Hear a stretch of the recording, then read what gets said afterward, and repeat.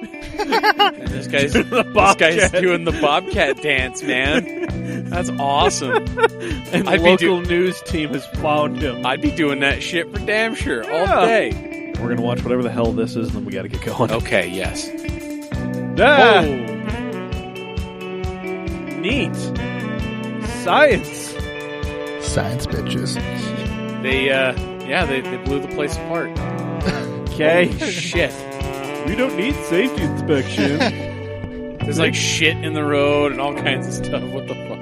Hello, everybody, and welcome to episode 192 of the Camcast. Ooh-wee. Hallelujah. Indeed, Mr. Poopy Butthole, indeed. Oh, boy. Everything's going so dark. Ooh. That's like almost like a Family Guy character. Almost, but better. Anyway, I am Mike, dear leader, dog taste leader of men, herder of cats. I'm wearing shorts because it's fucking hot out right now. But don't worry, in a few days it'll be fucking cold because that's how this place works. Welcome to Utah. Yep. And I am joined, as always and once again, to my right, by the one, the only, the professor of the ghetto arts. You are mine, our Uncle Radical. We call him Scoots for poorly defined reasons. But really, he's more than base model. Not quite top trim. Well, he's getting there. It's Dave Raleigh. Be sure to keep your shenanigans under 32 degrees Fahrenheit for best results. There we go. Sitting over there, he is... He's awaiting the best results. Yep, he's awaiting the best results. It is the one, the only, the Lord of the Boards, Zack Lords. I am here today. Yes, you are. And we've got a fucking rant. Wow. Hold on, we're going to go ahead and... What are we... The Macho Man, goddammit.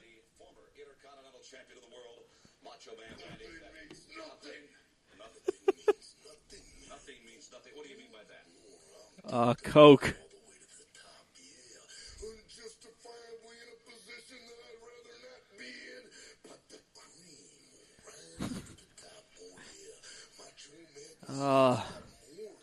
The 80s, man.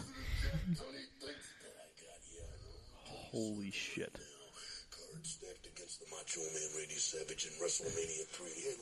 There we go. That's a lot. This is... And let me point to the president of the World Wrestling Federation. The Macho Man Randy Savage is not happy with your decision. Yeah, I am the cream of the World Wrestling Federation. This is what you signed up for, people. This is what you signed up for. We are easily distracted. You can't... Wait a minute, though, Randy. I've got to ask you very seriously. Do you blame Mr. Jack Tunney, the distinguished president of the World Wrestling Federation, for Ricky Steamboat being the Intercontinental Champion today? Yeah, I do.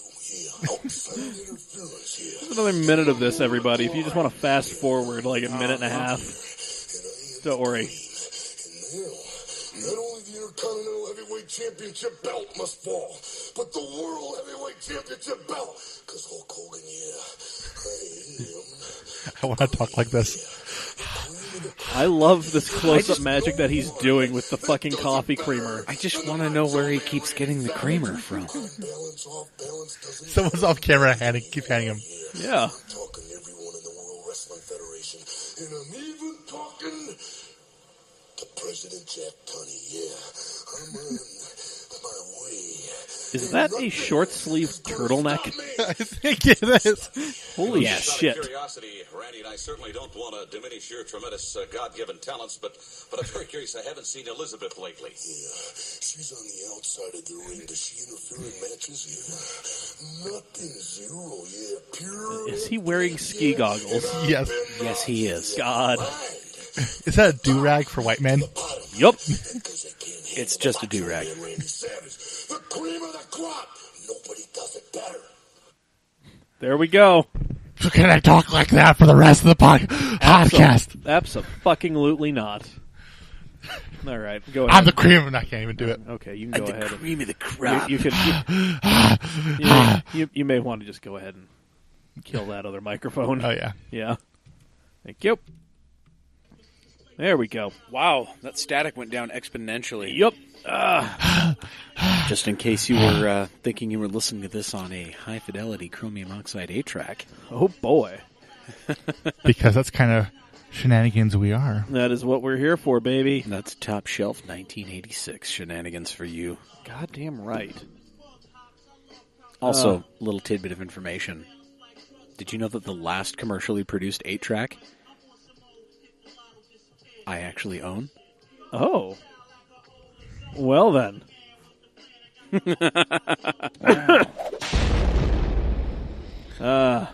So I hear through the grapevine we might have an agenda for this week. Yes, we do. I mean, kinda. Sorta. Listen, it's actually all there. So there we go. Let's go ahead and get back on track. Follow us on social medias. We are at Cam Automag on everything. Find this podcast everywhere you get your podcasts. Apple Podcasts, Spotify, Google Play. Like, rate, review, subscribe, share with your friends. And go ahead and head over to patreon.com/CamAutomag and kick us a few bucks. Specifically, $5. You know what happens when you give us $5? The magic happens. Damn right. You feel a warmth down your gut. It just radiates out. It's in the cockles of your hearts. Yep. Perhaps even in the subcockle area. There you go. Maybe even the liver, You know. the colon. We don't know. Yeah, we're not doctors. Jesus Christ. Would you trust us if we gave you medical advice? Honestly. Do you get that tingly feeling down there when you drive exciting cars? Yes, in the cockles. In the that cockles. we just explained. Okay. Yes. Possibly the subcockle region. Yeah. Yeah. Anyway, no, $5 also gets you, in addition to this warm, kind of concerning feeling now that I'm thinking about it, it also gets you access to the Cam Shannigan Super Secret Facebook group, where we do a lot of shit posting. A lot. Where, Might be unhealthy. if it's definitely something. Anyway, and also you get early access to this podcast, i.e. the Thursday podcast. You get to hear it on Wednesday. And there's also, bonus stuff. I think we're going to change up how the bonus videos that we are doing. So Keeping it fresh. our reaction videos may be a thing of the past now. So just throwing that out there, folks, if that was what was really getting you all excited. You can pay us more to keep them. Yeah, exactly. Anyway, shout out to everybody that we're going to see at the fun stuff this weekend. We've got NASA Utah, round 3, that I have to, I need to apply for credentials for, or I think I already have. I can't remember. Anyway, and then we also have the Garage Kyusha Spring Matsuri. Yes, So we that's do. This weekend? That is on Yep. Sunday. Shit. Oh, Yeah. well, I know where I'm going to be. Yep, Yeah, I will well, be there. I'm going to be there, and you know what else is going to be? TV and the PlayStation. Oh, Yeah. No shit. We are actually going to make people do the fucking GT Sport Challenge. at Matsuri? Yep. I'm okay with this. Yeah. Let me know what you need me to do. I mean, we're going to... I need probably some sort of pop-up, maybe. And I got a power strip, maybe an extension cord. So I've done this before. I used to play Super or Tetris on a Raspberry Pi in the bed of my truck at Sunset Coffee. Type. That TV was more than happy to run off my power inverter. That would be more than happy to let you use. Okay. And I would imagine it could run a game console as well. I'd hope so. They're not incredibly thirsty. Nope. So there we go. Well, we'll figure it out, whatever the hell it is we're doing.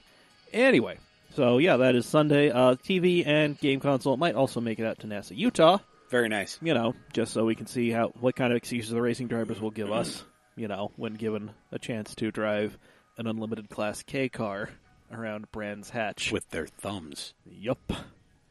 It's a brave new world out there, all you sim nerds with your VR. You making fun of me? I really need to mess Always. with VR. Sounds like a really good time. It's one of, I imagine it's great, but it's also one of the funniest things when you see, a video of somebody doing VR stuff. fails. Not even fails, just them, doing stuff. Okay, so here They're just doing, the Ray Charles thing, just, everything else is moving. They're not really looking, where you think they would be. They're kind of, looking up and off, and, they're just doing stuff. It's just great. I've got a funny tangent Okay. about that. Hit me with it. So you guys know Rob Parsons is my roommate, Yes. Chair Slayer. I saw what was him. I saw him and what was left of his car. Yeah, he's got all the body panels off because he wants to total them all at Final Bout. Okay, good call. But so he and I are roommates. Yes. Obviously, he is in a little roly wheelie thing. Yes. He has had a VR setup in the dining room kitchen area, which is the largest space in the house for obvious reasons. Anywho, I didn't know he had set this up. I was just in my room all afternoon, just doing whatever. Yeah. You know, I go walk out to go grab a beer out of the fridge, and I walk into the kitchen dining room area, and he's sitting on his sitting in his chair with a blanket over him. And he's reading comic books? No, like it's just draped over like his, just like his chest down, right? He wasn't under the blanket. Oh. Anyhow, and so he's got the controllers, right, and the VR thing is on, and he's like looking around and stuff. And the first thing that came to my mind was, there is Professor X chilling in my my living room. Damn. And he's like taking over somebody else. There we go. It was good shit. Oh. It really wasn't that funny now that I've explained it. I've actually told the story to a couple people because I thought it was fucking hilarious. That is pretty funny. Thanks, Noop. Yep. All right, folks. God damn! So, the mailbag, haven't had much going on. It remains empty. Wait, Yep. no one has yelled at me? If you would like to change this and bring us something, Yeah. hit us up at mailbag@camautomag.com. Yep. So, before we get into our question of the Oh, week. did you just yawn? God damn it. Yeah, I did. I didn't sleep that well last night. I woke up at midnight and then at like 2 and then 4. And Allow then me to introduce you to my friend's THC-infused edibles. Listen, I'm not going to say I'm way ahead of you, but my brother is moving to Colorado, so. We will talk. Yep. Anyway, yeah, no. So before we get into our question of the week, which you guys have lovingly given us some great responses to, Yes. we need to get into our billion-dollar question. Holy crap, and that is sponsored by Us! Yes, CamAutoSwag.com. Yep. Go check out our site. We've got all kinds of good stuff. Be cool like Zack, because Zack bought a bunch of stuff. Yeah. And in fact, right now he's wearing the hat. Tell us how the hat is, Zack. It is fucking amazing. It's high quality, fits well, and I feel badass as fuck. There you go. That's all, 3. all right. There were a lot of colorful metaphors and expletives in that. I Yep. appreciate that. That's what we're That's what I'm here for. Anyway, CamAutoSwag.com, folks. Help keep this train a-rolling. Mm-hmm. All right. So, first, real quick, because I work at a place where I see a lot of FedEx trucks come and go, this just came to me. TDC, Delivery Van Edition, Oh, boy. FedEx, UPS, or DHL. Okay, so here's the thing.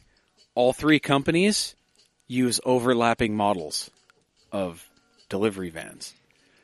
So, are we going based on livery here, or are we going... Well, because there's different versions. Like UPS has like the what did you had a term for it, but it's like the hot shot version of their delivery where it's like, oh, yeah, they have like a critical time, critical delivery type thing. Where it's like in like a Dodge 2500. Oh, no, they're those are rural delivery. Oh, those are? Yeah, those are rural delivery. It's like a 2500 Cummins with like a fiberglass shell on the back. Yeah, it looks fucking weird. Yeah, they're doofy as hell. Yeah. Yeah, FedEx has those, and UPS has UPS uses Fords. They use Super Duties. Yeah, pretty crazy. And then DHL, I mean, everybody knows vans. they're the Sprinter vans. They got the Econoline vans.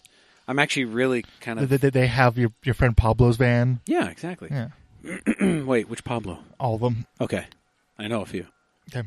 They probably all have a van. And do they work for DHL? DHL? Probably. 'Cause I had I more don't than know. once had deliveries from a unmarked white van via DHL.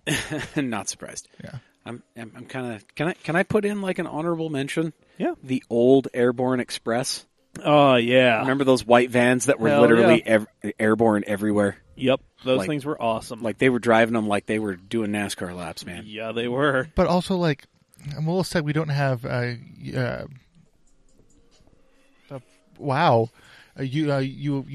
USPS. There we go. That was really hard for me to say. I don't know about the postal service. Listen, this is just strictly a private sector question right now. Okay, FedEx, UPS, or DHL. Yep. Who wants to go first? I think I'm going to go ahead and take a swing at this. Do it. All right. We're going to go ahead and track one of the smaller DHL vehicles. Okay, like a 2500 Express or Yeah, what? something like that, yeah. Okay, okay. You know, why the fuck not? Yes. We're going to go ahead and daily the traditional Big Brown UPS. The big Grumman Navistar Damn fucking right. had a 7.3 IDI diesel in it. Yup. Went a whole lot of nowhere fast. I'm here for a long time, not for a good time.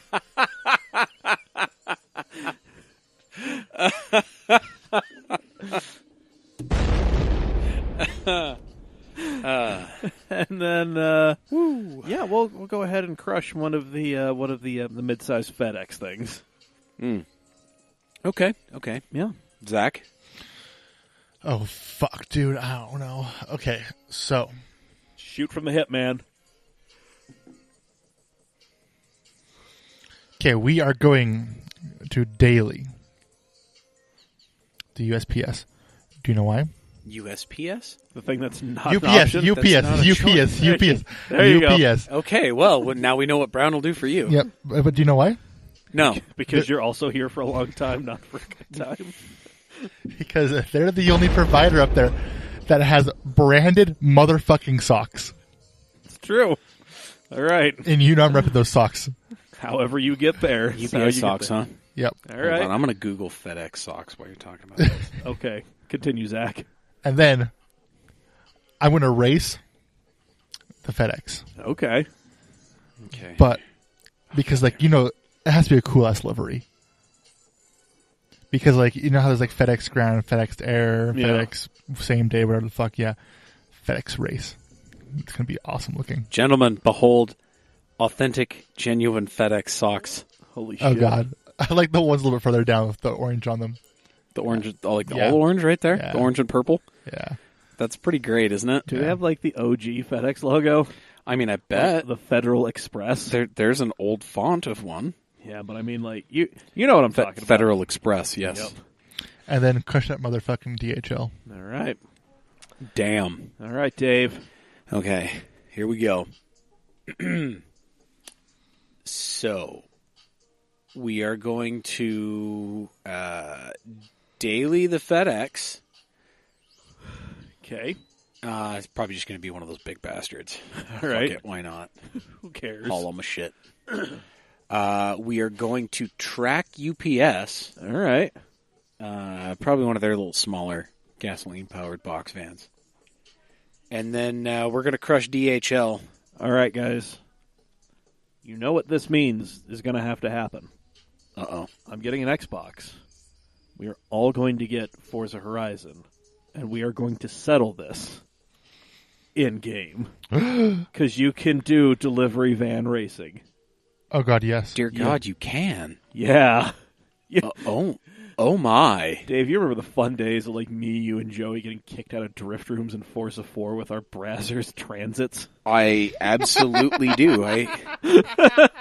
Just a trio of those, and some dudes in, like, some proto Hot Boy 240s. Mm-hmm. All of us just, you know. Yeah, they're all like, they're showing up in their drift cars, they're skid racers, and everybody's like, who's the dickbags with the transits? Yeah. And then we come up and wipe their ass. Yeah. Shoot you, motherfucker, and then kicked. I do remember it took us a few minutes to get into one room. We made it to grid, and as soon as the race started, they kicked us. Yep. It was a good time. I remember we also had a room where it was just us in the vans, and people would show up. And People they would show up and try to take down. and they would immediately leave. Yep. They'd just like, nope, fuck this. Brazzers, Bang Bus, and me with like the troll face just peeking up over the bumper. Yep.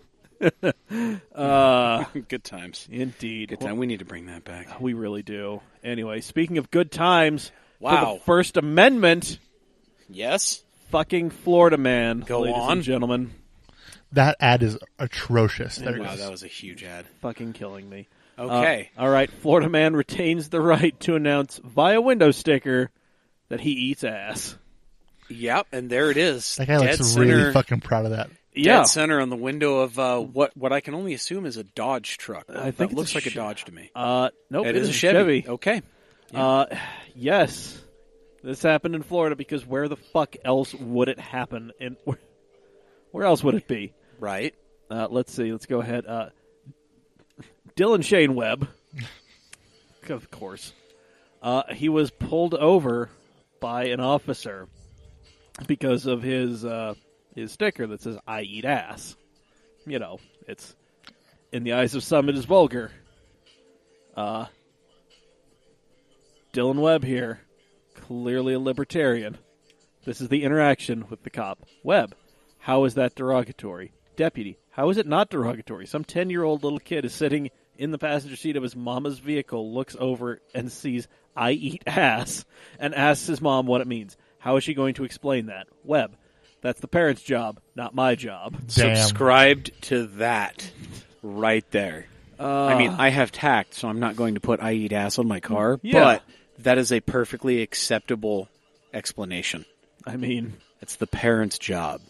it is. It's not the fault of the person with the provoking sticker to educate your children because you find it offensive. But man, if you're just wandering around in your shitty-ass Chevy with just... It's actually not a shitty-ass Chevy. It's like maybe 3-4 years old. It looks well used in the bed area, but still. Oh, I guarantee you that was a work truck that he bought. Well, yeah, work trucks do come in that brown. Oh, yes. It's probably a V6 truck. Oh, vinyl interior that you can just hose out.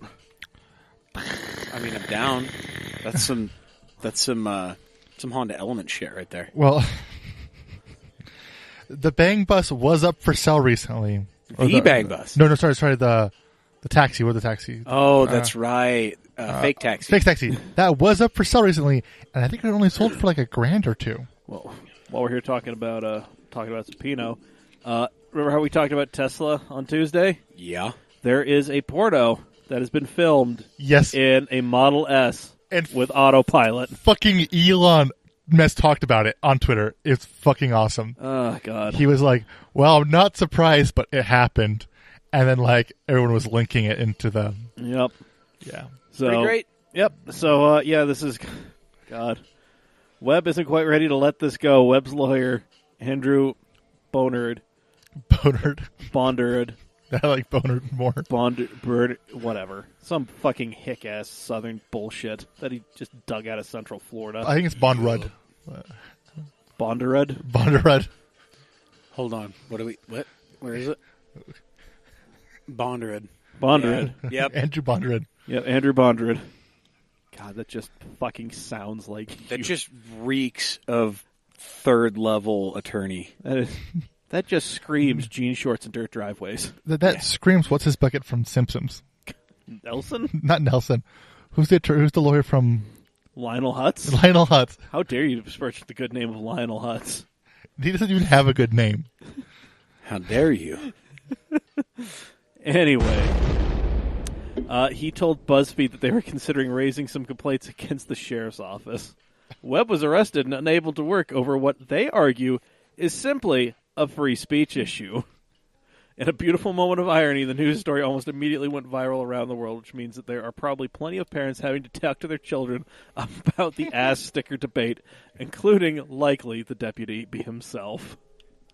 Oh, Florida. They didn't stop to think about whether or not they should, because they were too preoccupied with whether or not they could. You tried really hard. I tried really hard. Oh, man. I gave you an A+ on that one, Dave.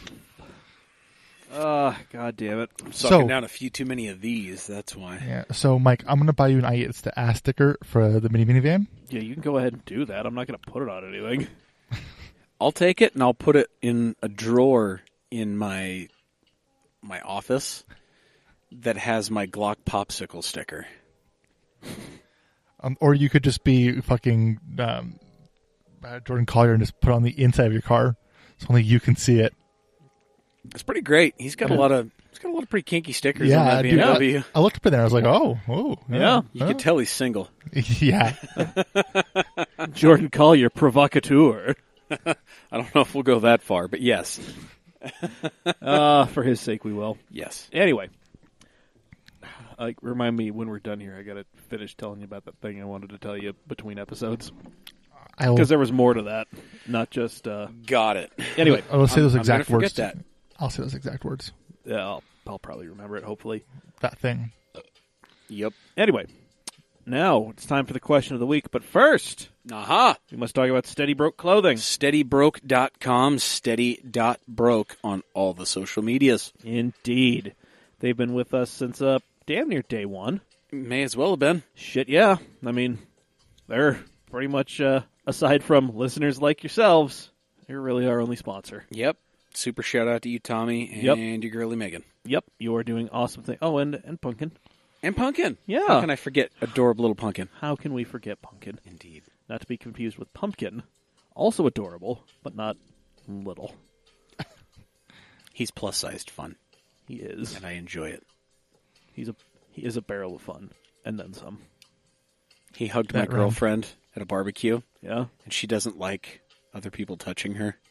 So it was awkward for her and hilarious for me. Yeah. So thank you, Pumpkin. Perfect. Anyway, head over to SteadyBroke.com, put some of their already very affordable stuff in your cart, and then hit them with the coupon code CAMAUTO15 at checkout. Save 50%. 15% on your entire order. It's all right. It's late in the Read game. the room. No. That's your job, Zach. It's somebody's job, and it's I do poorly at it. okay. Reading is hard. Anyway, just because you're broke doesn't mean you can't live your dreams. Steady broke. All right. So, Sam Babler wrote in a letter, Yes, he did. and he wanted, the long and short of it was, he wanted to know about everybody's first car. Uh-huh. What they liked about it, what they didn't like about it, and what you would do different. So, to that end, I posted a picture of my first car, my sweet-ass 88 Acura Legend L sedan, 2.7. Thank you. Damn. Yeah. Yeah. Sick-ass car. Dude, so rad. Gunned down in its prime. It's okay, by an Armada, if I recall correctly. And fucking how. Yeah. Yeah. She died a valiant death so that others may live on. Yup. Also meant I had to sell my Integra to some shithead kid in Price, but it's neither here nor there. Right. Goddamn. Anyway, so, so we put the question to you guys, but before we get to you guys, let us in the room discuss our first cars. Oh, boy. Well, I mean, the stage is already lit for the legend that occasionally couldn't, so you want to go ahead and Listen, zap us on that? the only times it couldn't were when the fucking idle air control valve was so clogged that it would not, idle. Yeah, minor issues. You might all right. issues, yeah. Keep your foot on it, you're good to go. Yeah, Yeah. it was fine. Perfect. Let's see, the headlight, the light stock, there was a problem. It wouldn't, if you turn the headlights all the way on, all you would have is headlights. No dash. No dash, no tail. Yeah. So there was a little sweet spot that you could get it to, and then what I would do is just tape it shut. And then I got my hands on a known good one and put it in there, and problem solved. Huh. But yeah, I That mean, was back in the day when they sent the power through the stock instead of through a rheostat or another relay. Yep. Yep. I don't think I've ever owned a car that has been the nice way. You currently own several that are the nice way. I guess the Subarus count, but yeah. Yes, they do. They have external dimmers. it's said that my Subarus are the nicest car I've owned. I mean, look at your track record. I know, right? Damn. Let's see. Had most of a leather interior. Most. Yep. It had the parts that counted. Damn right. Sunroof. That served as a driver's side window before I replaced the fuse. That would allow me to roll down the window. Wow. Yeah. When you just hit drive-thrus and take things through the sunroof? I just stand up, yeah. That is amazing. How did I not ever know this? I don't know, but yeah, there were times where, there were some of the drive-thrus where, it was kind of like a straight shot from order box to the window. So I would just not, I'd put it in park, order, and then just lean down, put it in drive as I'm just, standing up, foot triumphantly on the steering wheel.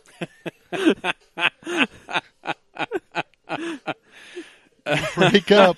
And then slowly roll up, and there's always a little hump, that takes enough speed out of the car, kick it into park, get my food, drop down, and away I go. Wow. Yep. That's impressive. That's Wow. Yeah. It's just beautiful. Makes me so happy. Yeah, I mean, it had the cassette deck that I had a little adapter for, so I could Ooh. listen to my Dell DJ MP3 player. Ooh. Oh, yeah. Delivered pizzas in that thing. You did a lot. I did. Put an intake on it. Talked a lot of shit to people. But it made all the proper 2.7 noises. Yep. I left the keys in the trunk, the little lock on the trunk when I was going to college. Nobody bothered to steal it. Huh. Yep. It's one of those. That's a good car. Yeah. That's a good car. That was a car that just reeked affluence when it was built. Yep. Because the options of that at the time were, I don't know, a Volvo, maybe a Saab. Yeah. I'm sure BMW had something tiny that could mess with that. Sort of. And it was 318. Yeah. And it was great. It still said Honda all over the place. Well, yeah, everything is Honda Motor Co., Honda Motor Co., Honda Motor Co., but And they there have the Acura badges. Yeah, and there were a couple places where it said Acura by Honda. Ah, yes. It was great. Yep. And then, I was delivering pizzas with it. I delivered to one house where it was nothing but the kids, and a typical Draper thing. Parents don't believe in tipping because they don't get tipped at their job. Right. So why should the guy, making barely minimum wage get tipped for driving 20 minutes to bring you people food? Yeah. So they gave me a check for the exact order, for the exact amount of the order, and I'm like, well, how could this night get any worse? Coming back from another delivery late that night. Oh, earlier that day, I used to have to park on the street. One of my neighbors backed into me, busted out my taillight. So I put, the red tape on it, so I'm like, whatever. Yep. I've been there. Yeah. So I get pulled over by a cop with, the pizza topper thing on my car. It's lit up. You know why I'm pulling you over tonight? Because you already understand how bad of a night this is and you just want to make it worse. Got a taillight out. Yeah, I know, but it still lights up and it's got the red on there. Yeah, you need to have, the plastic thing on there. I'm going to give you a fix-it ticket. You know what a fix-it ticket is? No, sir.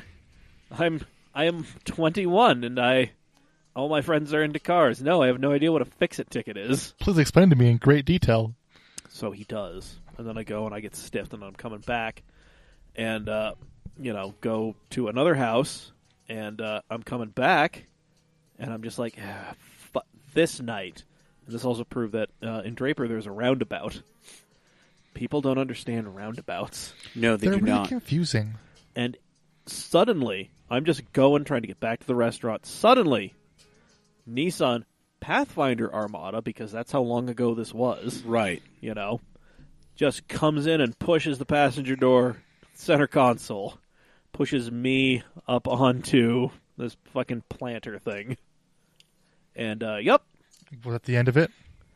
Well, it's now horseshoe shaped, so yes. Yeah. So, the dude was super apologetic, As you do. Yeah, I was not expecting him to, freak out to the level that he did. But I'm just like, yeah, no. And here's the fucked up thing. Draper's small. From where the restaurant was, I could almost see City Hall where, the Draper cops live. Yeah. The first responding officer was the guy who gave me the fix-it ticket. And I'm like, okay, man, so clearly this thing, it's totaled.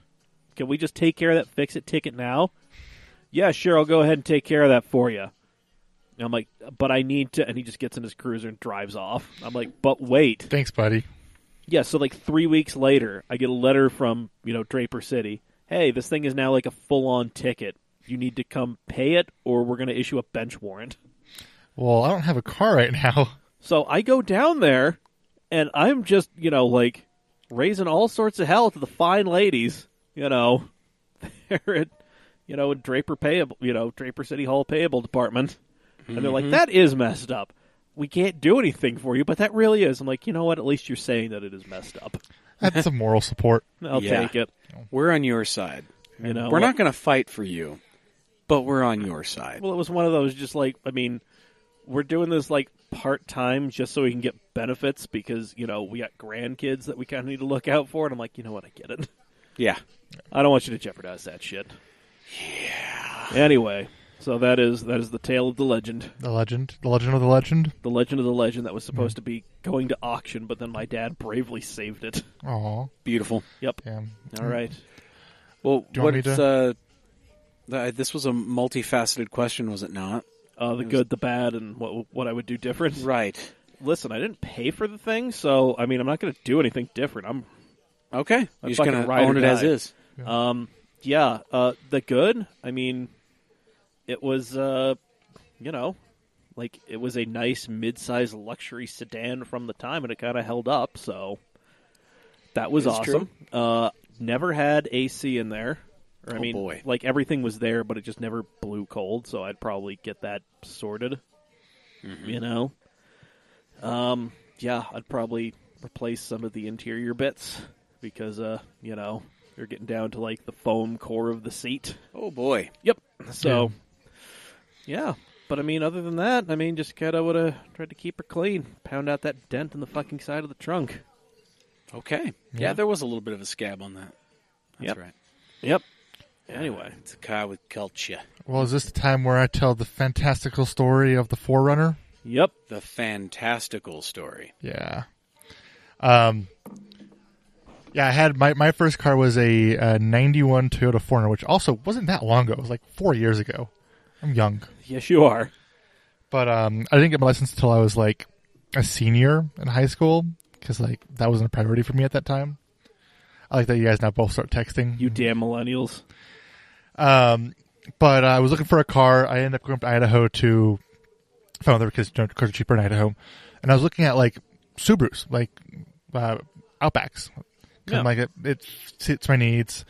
But we couldn't find anything that was in my price range or was like running well enough. And so I remember like taking a nap after a long day looking at cars. My grandpa standing over me with a pair of keys, jingling and going, "Hey, Zack, if you can learn how to drive manual today, you can buy the 4Runner."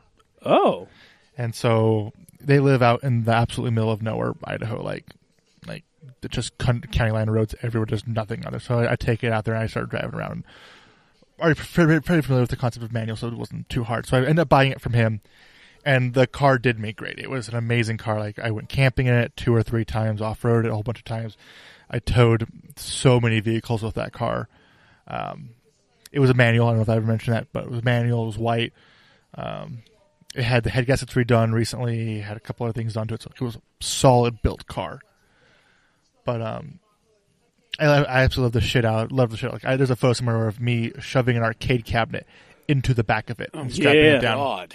Yeah, it would fit a full-size arcade cabinet in it. Wow. Yeah, it was very impressive. I'm impressed. But its poor fate was February 12th, 2016. Oh, no. 2016, Oh, yep. no. What happened on that fateful day? It was a very, very late night. We were leaving a friend's, quote unquote. It's a long story. And I was Quote unquote. I was following somebody who I had met maybe a week before. I did not know this person. And we both thought we had a green Turnero on State and 8th, right there by the Sears. Right. And he makes it through the intersection, and of course I hit the only car on 8th at 2 o'clock in the morning. A very nice white Sequoia. Ooh. A once very white, Yes. nice Sequoia. The 4Runner, crumpled hood, the bent fender, just minor damage. Sequoia, bumper was touching firewall. Wow. Yeah. All right. And which we're in downtown Salt Lake City, like a pretty big area, a lot of cops around there. It took 3 hours for a cop to show up. Wow. We called dispatch and they said we don't dispatch cops in Salt Lake City anymore. And we're like, that's not right. We need a cop out here to like divvy out what's going on. So of course I get blamed at fault. I get a failure to yield in a green, which is my favorite ticket I've ever received. My insurance card was invalid and the cop was just being an asshole, so I got no insurance. I did have. And then the car was expired registration by 2 days. Yep. No, 12 days because it would have been the 12th. So I got dinged for that, yeah. too. So it was like $900 in fees, and I left the courtroom after I went to the court to deal with it with $35 in fines. They had dropped all 3 charges. Yeah. Hot damn. It was like, I thought like I was going to have to like make a court appointment and like go in and talk to somebody. But it was just like the clerk. He's like, oh, we can get rid of that one stamp. And get rid of that one stamp. And like, you willing to pay this one? Yeah. Stamp. All right, we're done.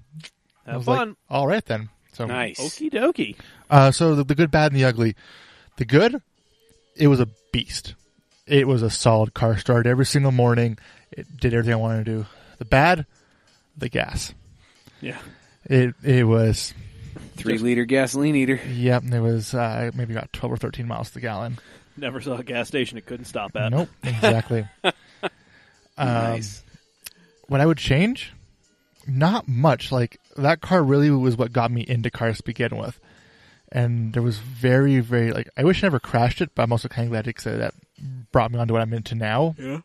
But, yeah, it was. Nice. Yeah. So that was my first car. Nice. So some of you know I started with rotaries. My first car was a 79 RX-7. Federal model, so it didn't have a catalytic converter. Ooh. Yeah, it was fun. It had, instead of a exhaust manifold, what Mazda called a thermal reactor. All right. Yeah. Yeah. So Was it any sort of weird and problematic, like the thermal quad carburetor? it was incredibly problematic. Okay. And it was tossed out for a very nice racing beat manifold. Good. Yeah, no, that car was actually really awesome. You know, like I said, it was my first car. It was the first engine I ever tore apart. Was a 12A. God, let's see. The car had all kinds of. Oh, Zach, that's not a Sequoia. Oh, Zach. What the fuck is that? You're It's a trying. Highlander. Well, shit. Keep going, Dave. It was a Highlander. Damn. Anywho. Yep, Highlander. Yep. Well, I'm telling that story wrong for that 3 bumper years. is nowhere near that firewall. Okay, well, compared to that, the Highlander got the ass end of that. Yeah, that's true. I mean, it did what it was supposed to. It was a cripple zone. Sorry to just 100% derail your conversation. God damn. Yeah, Anywho. right? With a wrong car and misinformation. Notable features of this RX-7. It was the first engine I'd ever torn apart and rebuilt. It was the first performance engine I had ever built. Ooh. First engine I had ever ported.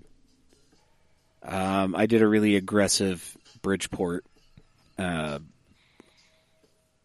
All kinds of stuff. Before there were carbon apex seals available for the 12A, I ordered 13B carbon apex seals, like $600 worth of shit, right? Yeah. Pull them out of the box and hack 10 millimeters off of them and put them in my 12A. Yeah, it was kind of ballsy. Yeah, it was. They worked. The car had the IMSA whale tail spoiler and wide fenders. Ooh.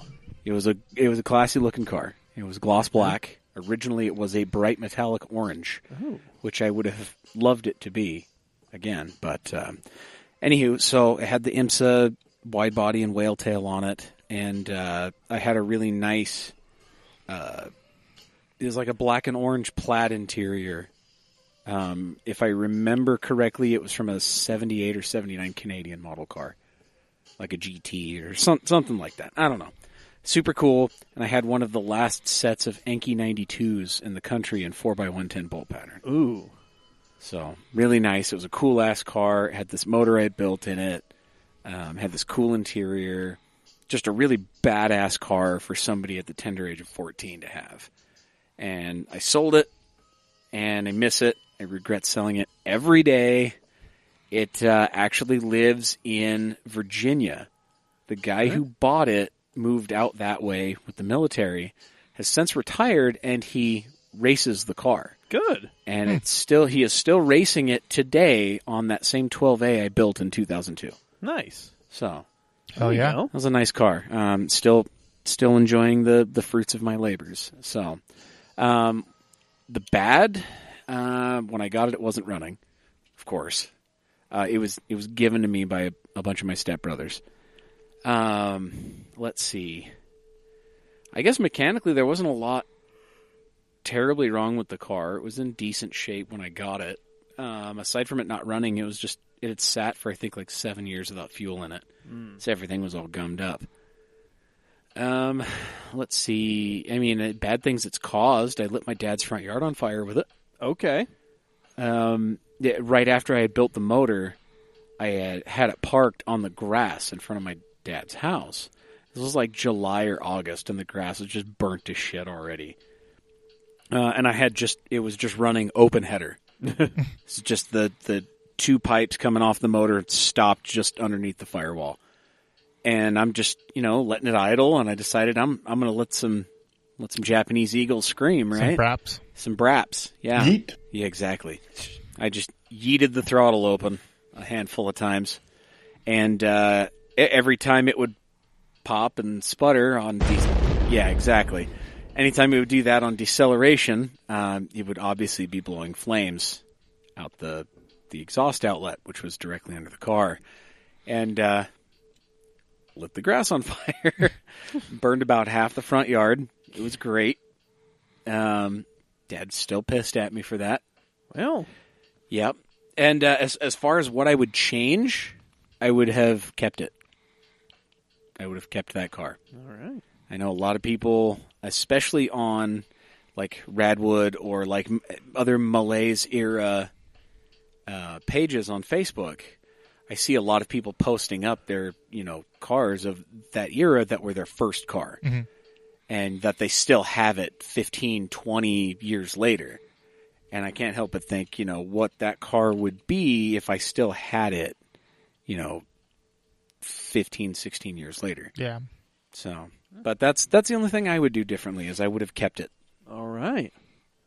Well, there we go. You have heard our tales. Now it is time for some of yours. Yeah, we got a few good ones here. Starting in the Shenanigans group. Yeah, John Walker. Yes, the Pizza Man. All right. What we have here are two fine Chevy specimens from 1985, an S10, and 1990, a C1500. The S10 had the doggy 2.8-liter V6 and a 700 R4. Oof. Oh, boy. Oh, buddy. That 2.8 didn't push a lot of things around very fast. Including the S10 it was in. Yeah. It didn't even move a Fiero worth of shit. The C1500 was the truck I took to college with a 4.3 and a 5-speed. Oh, man. Short bed, two-wheel drive, clean OBS. Went from SoCal to Logan. Oh, my God. That's Damn. awesome. Yep. And then That truck would be amazing to still have. Oh, yes. in it. And then in the picture of the S10, yeah, it's his brother's Mark I GTIs in the background. It's a black one, very nice on Yep. the original wheels. Oh, yes. Oh, dear. The least surprising answer I think I've ever seen to any question we have ever asked. Yeah, Matt Barker. Here you go. 73 Volkswagen Beetle turned into a Baja Bug. It's the first car he took a Sawzall to. After a few years and a fence incident, it was one of the most fun vehicles I've ever had. Fence? I would like to know more about this fence incident. Yep. All right. Jeff. Jefe. First car I ever drove was a 94 white Ford Explorer. It's really good at not being safe, but it was a great A to B ride. First car I ever owned was a 2000 Ford Escort that I bought from my mom for practically nothing. It ran for quite a while, and I only had to rebuild the motor once. First financed car, I think that's going to be a fun question for the future, Asterisk. was a 2004 black Atacama Volvo S60R manual. It's a beauty. That's a rare combination as Yep. well. Missed that car a lot. It could and did crawl past pretty much anything on snow-packed hills, and it was decently quick, too. I hope to own another one someday, hopefully in red. Yes. And, of course, Babler and Jefe were geeking out over the Spaceball, Yep. as they call it. It's the shifter. It looks like a joystick. Yes, it does. Yep. It doesn't have a boot. It has a ball. It's very odd looking. And it's amazing. It is so horrendously Swedish. Orky Bork. Ork, bork, borky, bork, bork, bork, bork, bork. By the way, buy Stephanie's S60. There you go. It's still for sale, All right. and people should still buy it. There we go. Okay, AJ Glassmacher, a 91 Audi 200 Quattro 20-valve wagon. Wow. Okay, I'm going to stop you right there. Holy fuck. Those are not very easy to come by, and those are awesome cars. Yeah, I had opportunity to buy a white one, non-running, and I kicked myself in the ass. A lot. Yeah. I actually owned a 200 Quattro Turbo 20-valve sedan for 3 days. I realized I made a mistake. It was an Audi 2000 Quattro wagon. 2,000. They didn't make a 2,000. 3,000? Probably a 4,000 or a 5,000. It was a 1,000 series. I swear to God it was a 2000. Yeah, it wasn't a 2,000. Okay, you're going to go ahead and Google that. Anywho. Yeah. He continues. Bought it sight unseen off eBay Motors. Good God. That dates you. Car was in Massachusetts and I was in North Carolina at the time, so I paid Justin McIntyre to fly out, pick it up, and drive it back to Utah. He sat on it for a couple months until I came home on leave, drove it for 3 weeks with no boost because I couldn't find parts, and left again. About 6 months later, I sold it to Justin for what I owed for it, something like $2,500. He fixed it up. I got to drive it on boost when I came home again. Then a couple months later, he sold it to someone else, and we've both missed it ever since. Edit, and somewhere in there, I drove it to California and blew up the alternator by putting the battery in backwards because the positive cable had black rubber in it, and the negative cable had clear. Okay. I like it. We've all been there. Mm-hmm. Sam Babler, the inspiration for this question. I don't have any pictures, but the first car was a 1991 Volvo 740 wagon, NA Auto. So about the most boring combo possible. But hey, it had a Flowmaster on it from the previous owner, so it sounded cool. As cool as a tractor can sound. The entire time I had it, I dreamed of putting a turbo on it. 5,000. But never did because it was 16. I did, however, tint the windows black and put 212, put a couple 12s in the back. Oh boy. Oh, yeah, he's getting on the old audio technology here. Here we go. Two 12-inch 2-ohm subs, which he ran at 600 watts RMS. Ooh. Yeah, buddy. Those things kicked. It sadly blew a coolant line on the way to football practice, and I was too dumb and busy jamming to my pounding subs to notice the temp spike. So the motor blew, and my $1,000 first love was gone. I later replaced it with a near-identical 940 turbo wagon. As you do. Attaboy. Okay, Ben Allred. Oh, boy, this is a good one. Yup. My first car was an 86 Chevy Nova hatchback. It's essentially a Corolla, if I'm not mistaken. Probably.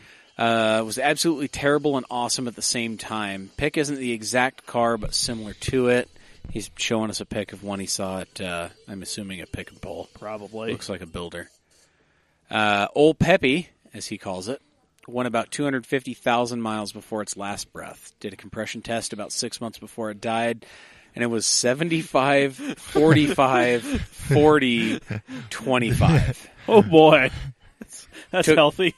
Took the full distance between lights on Bangor to hit 60 miles per hour. For those who don't know what Bangor is, Bangor Highway, it's a limited access, high capacity roadway that typically has the better part of a mile to 2 miles between lights. Yeah. So we got some room. It's, yeah. Let's see here. Would struggle up average hills at 25 miles per hour. Can't imagine why. It had no compression. Probably had better oil pressure than compression. Let's see. My mom ran into a decorative boulder with it at one point. My older brother hit a tree with it as well. It lived a hard life. Rip. Press have to pay respects. And I did. Indeed you did. Fuck you, Jackson. From Jackson Henderson. First car was and still is my CB7 Accord. It's been in my family for 10 years now. It was everyone's first car in the family. It's been through hell and back and still going. 326,000 on the odometer as of this morning. The worst part is the rust in the rear quarters, allowing water into the trunk. The windows rattle unless all the way up or down. The steering rack is shot from a car accident with my brother, and third gear grinds. Oh, and the massive dent from Zack. Winky face. All in all, it's all things I can fix, but it still just works. I mean, they are definitely the appliance. Yeah, like I want to add a little bit more to that car because like that car was basically it was a large part of me growing up as well too. Because I didn't have a car, so he drove me around a lot in it. But it's one of 3 blue CB7s in Utah. And the dent was because he's such a great fucking friend that when my Ranger's water pump went out, it took me 2 days to replace it. He let me borrow the car overnight. And I had nowhere else to park it except on the street, and of course it gets hit. Naturally. Of course it does. So, yeah. All right. Well. So, of course, it's entirely 110% my fault. Yep. But whatever. Anyway. Let's see here. Brandon Kuhn, another super fan. Yep. First car a Dallied. Dallied? Dallied? Yeah. Was an Dilly-dallied. 85 Olds Cutlass Sierra. 3.8 liters of angry American iron. Fit 6 high schoolers legally, but that was an utter clown car if you told authorities what you thought of them. And she rode smooth as silk, baby. First thing with my name on the title was a 98 S10. For all the abuse it took, it was an utter trooper. I learned to drive stick in it, found the governor, and pretty much lived out of it for a few years.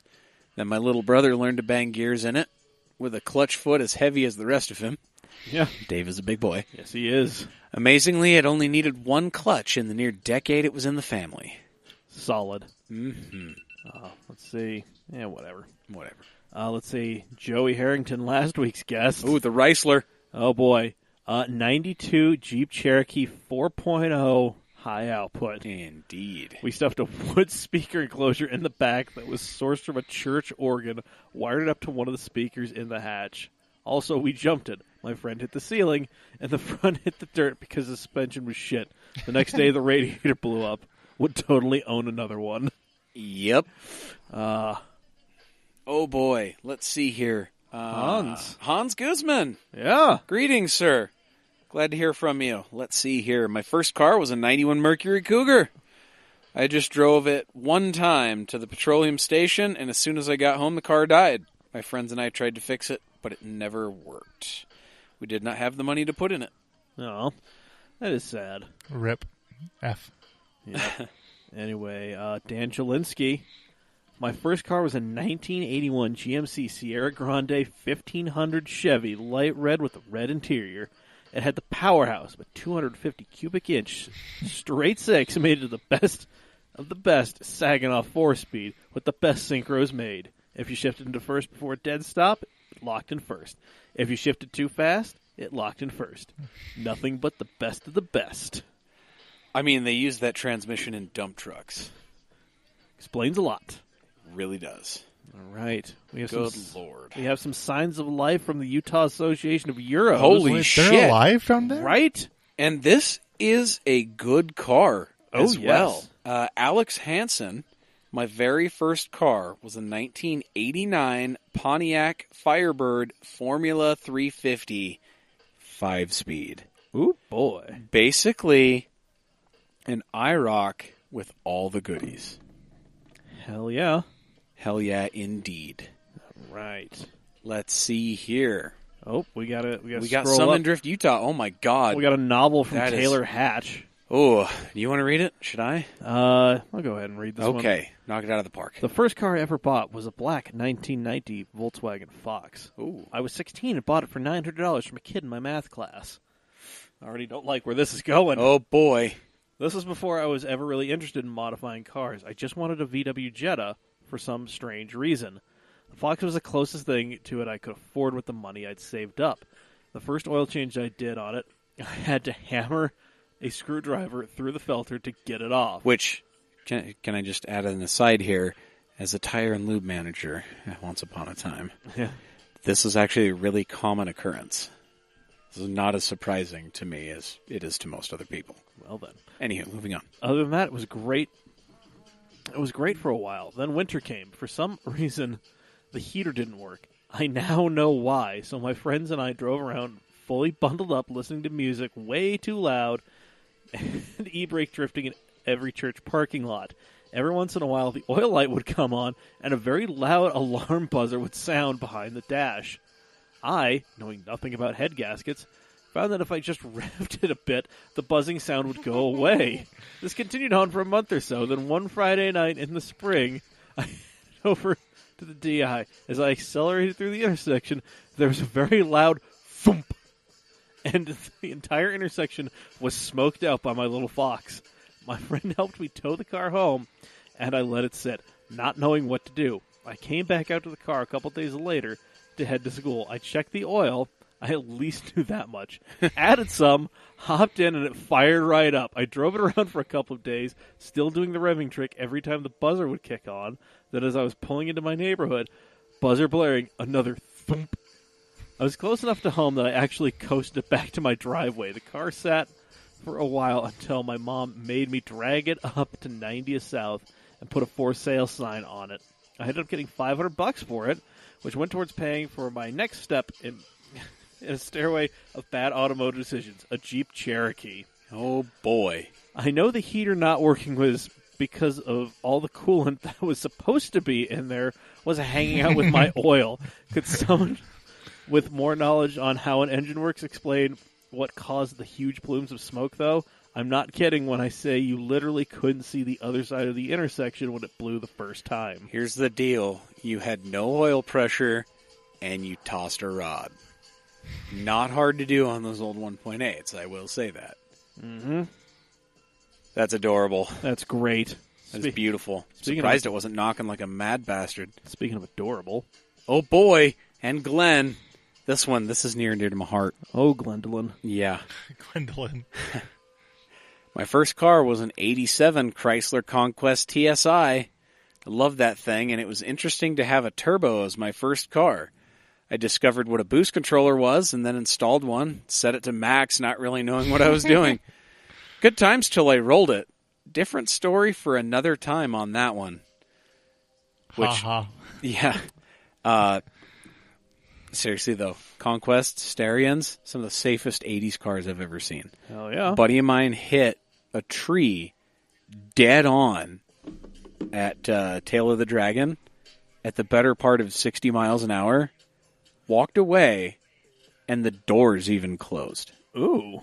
Front end was demolished, engine was in the dashboard, but he walked away and the doors opened and closed like the car was fine.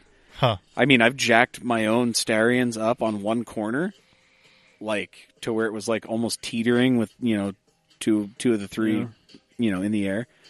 And like I could still open and close the doors and the hatch and all that stuff. Very, very rigid cars. Yeah. I was always afraid of my Foreigner just murdering me after reading the safety report on it. Understandable. It's like, the doors, there's glass in there. The roof, there's a roof above you. And for front crash protection, there's an engine. All right. Toyota always looking out for you. Yep. Let's see. And finally, in Utah Japanese classic cars, Brandon McConkey. Mine was a 1988 Chevy S10 4x4 Tahoe edition. A Tahoe? It was awesome, and it ran perfectly when I test drove it, and there's a story about it. It was the first loan I ever took out, and it was on my parents' insurance. The stage is set. My stepfather said it needed work before I could start driving it. It didn't. But he was super vague about what exactly it needed. He kept it at his work for about 3 weeks, then one day he finally brought it back home. He came in and said, all right, it's all fixed. Let's eat dinner, then go for a drive. Well, during dinner, a neighbor knocked on the door to tell us the truck was on fire. What? When I went outside, the front half of the truck was engulfed in flames, and the truck was parked suspiciously far away from the other cars in the house. It was declared a total loss, and my stepfather kept the money and left me with the truck payment. What I do differently? I'd have my own insurance policy. God damn, dude. Yeah. Wow. Yup. Insurance fraud at the hands of stepdad. Jesus. God damn. All right, Dylan Brown. Hopefully this is a more positive. I think it is. Okay. Oh, its name is Debbie. Oh my god, yeah, this is positive as fuck. Okay, here it is, Dylan. All right. I currently still drive my first car. It is an 01 Pontiac Grand Prix SE. Not a bad car, honestly. I've beat this car so hard, and it's still going strong. I've jumped it at triple digits, drifted, air quotes, in countless snowy parking lots, banging off the limiter, and winning races it should never have won just by willpower. 4 years later, and I treat it much nicer than when I first got her, so hopefully she can stay my daily. Duh. And its name was Debbie. Debbie sounds pleasant. Yep. It does. Dylan, you should send us a picture of Debbie. I want to see Debbie. Mailbag at camautomag.com or hit us on the Facey Space. Yep. All right, guys. There we go. That is an episode. No, that was a fun one. Thank you, everybody, for your responses. We appreciate it. Yes. Always love it. We'll see you this weekend at either NASA Utah Round 3 or over at the Garage Cusa Spring Matsuri. I'll be there. I'll be there. I'll be at the Spring Matsuri, definitely with the TV and the PlayStation, so you guys can get your unlimited K-car laps in. Mm-hmm. Keep in mind, this is also the swap meet one, right? I believe so. Yeah. Matsuri is swap meet. Okay. Yeah. Awesome. Yeah, so bring some fistfuls of dollars, kids. Bring some stuff. And bring some stuff to sell if you got some cool old Japanese stuff. There you go. Yeah, I'm going to be there with fistfuls of dollars. I'm going to be looking for AE90 and AE92 parts. There you go. I'm going to be there looking to show you guys a good time on the old Gran Turismo and to take some pictures and stuff. Beautiful. Yep. So there we go. Find us on all the social media. We are at Cam Automag on everything. Find this podcast wherever you get your podcasts. Apple Podcasts, Spotify, Google Play. Like, rate, review, subscribe, share with your friends. Support us on Patreon. Patreon.com/CamAutomag. Give us at least $5 a month so you can get stuff like this episode a day early, sweet-ass bonus content, and access to the best shit-posting group that is not public on Facebook. Yes. There you go. Anything else? No, I think that's about it. Yeah. Tight. All right, guys. So, episode 192. I've been Mike. I've been Dave. And I've been Zach. There we go. Oh, boy. Yay. Oh, boy, oh, boy.